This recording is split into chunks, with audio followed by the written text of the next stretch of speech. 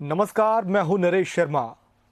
उमर अब्दुल्ला जम्मू कश्मीर के मुख्यमंत्री बनने जा रहे हैं और कांग्रेस की तरफ से उनको अपने समर्थन की चिट्ठी आज सौंप दी जाएगी और उसके बाद उमर अब्दुल्ला लेफ्टिनेंट गवर्नर के पास जाएंगे और सरकार बनाने का दावा पेश करेंगे। लेकिन इसके साथ ही उमर अब्दुल्ला के सामने इस बार चुनौतियां काफ़ी ज़्यादा होंगी। जी हां, हम बात कर रहे हैं उमर अब्दुल्ला की कैबिनेट के बारे में, क्योंकि ये 5 अगस्त 2019 के बाद वाला जम्मू कश्मीर है।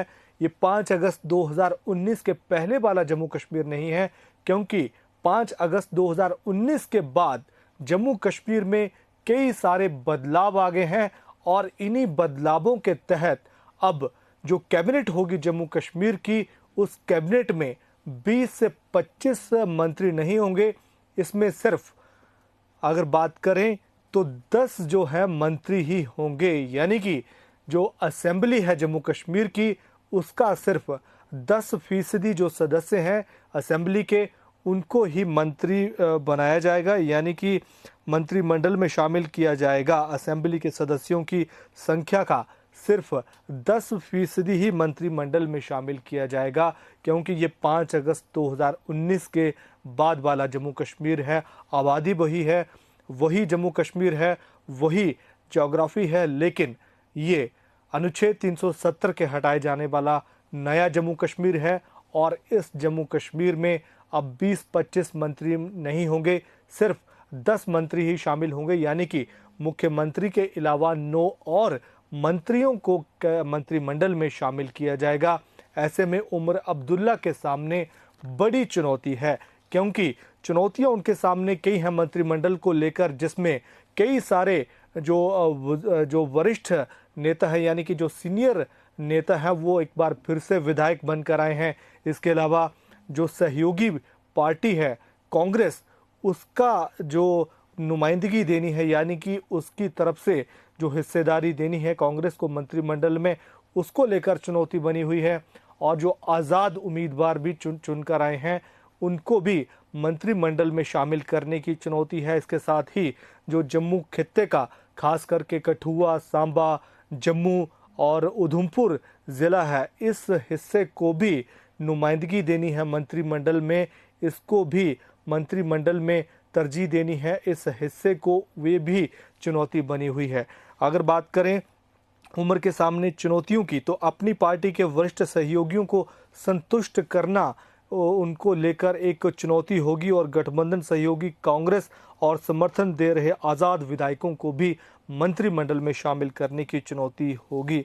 आपको बता दें कि नेशनल कॉन्फ्रेंस और कांग्रेस के 15 पूर्व मंत्री ऐसे हैं जो एक बार फिर से असेंबली में विधायक चुनकर आए हैं और ऐसे में इनको संतुष्ट करना, क्योंकि काफ़ी तजुर्बेकार ये मंत्री हैं, पूर्व मंत्री हैं, पहले कई बड़े ओहदे ये संभाल चुके हैं कैबिनेट में, ऐसे में इनकी उम्मीदें काफ़ी ज़्यादा होंगी उमर अब्दुल्ला की नई कैबिनेट को लेकर।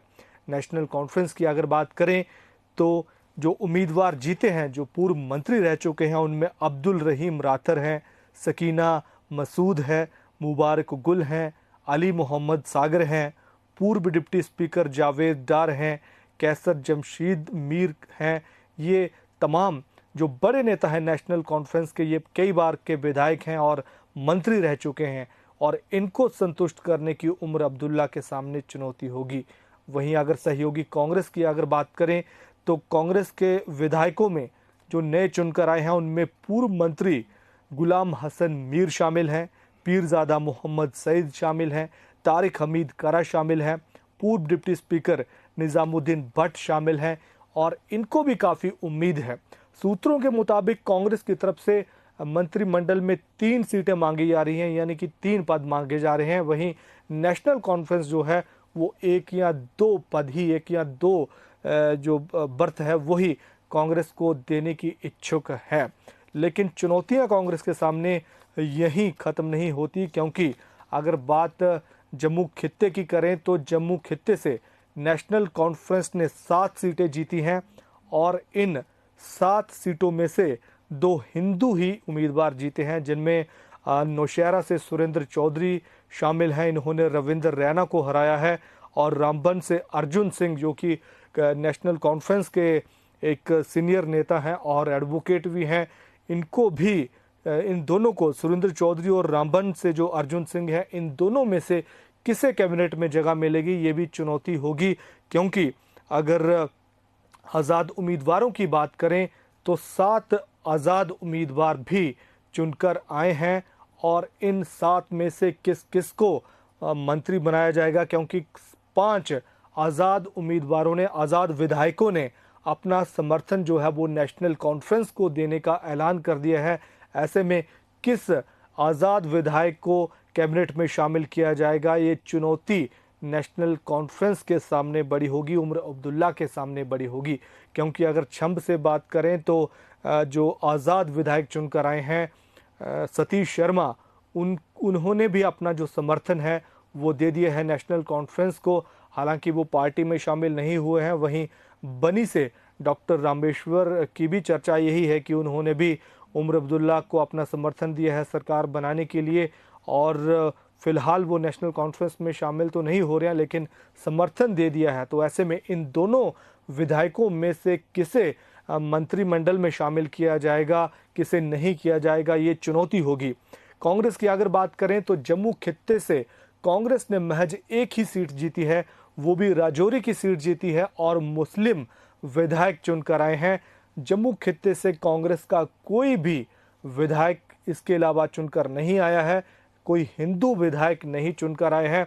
ऐसे में जो धार्मिक संतुलन है, जो कि कैबिनेट का रीजनल संतुलन भी है, यानी कि अलग अलग खित्तों की जो नुमाइंदगी कैबिनेट में होगी उसको लेकर चुनौती बनी हुई है।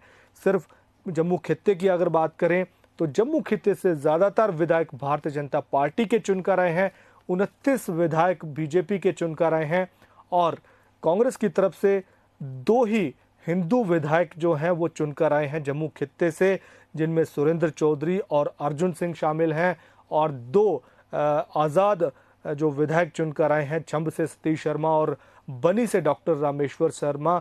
इन दोनों में से किसे चुना जाएगा, और जो हिंदू उम्मीदवार जीते हैं नेशनल कॉन्फ्रेंस के, सुरेंद्र चौधरी या फिर अर्जुन सिंह, इनमें से किसे कैबिनेट में शामिल किया जाएगा। तो ये चुनौती उमर अब्दुल्ला के सामने बड़ी है। क्या उमर अब्दुल्ला अपने जो सीनियर हैं, जो वरिष्ठ नेता हैं पार्टी के, जो कई बार विधायक रहे, कई बार मंत्री रहे, उनको कैबिनेट में जगह देंगे? क्योंकि सिर्फ 9 ही मंत्री चुने जाने हैं।